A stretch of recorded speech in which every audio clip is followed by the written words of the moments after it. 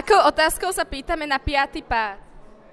Nominatív, kto čo, datív, komu čomu. Akuzatív, vidím koho čo. To je lokál. Štvrtý. Lokál. Či piaty. Lokál o kom o čom. Piatý pád, to je genitív, dátív, akuzatív. Lokál, nie? No to je o kom o čom.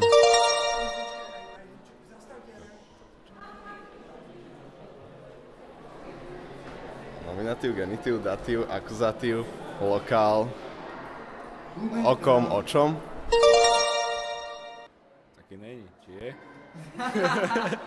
Tak skúsi to vypočítať. Aký je prvý pád? Nominatív, Druhý? genitív, nie no. Hej, genitív, Tretí? datív, Štvrtý? akuzatív, A piaty? ja už neviem.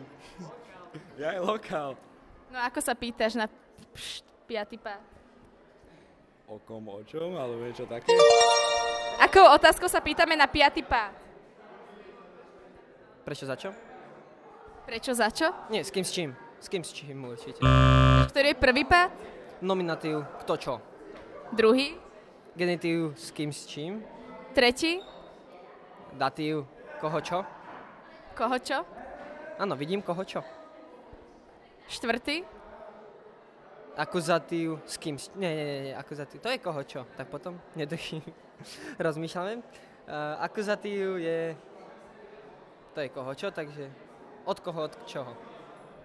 A piaty? S kým s čím. A šiesty? To je ten...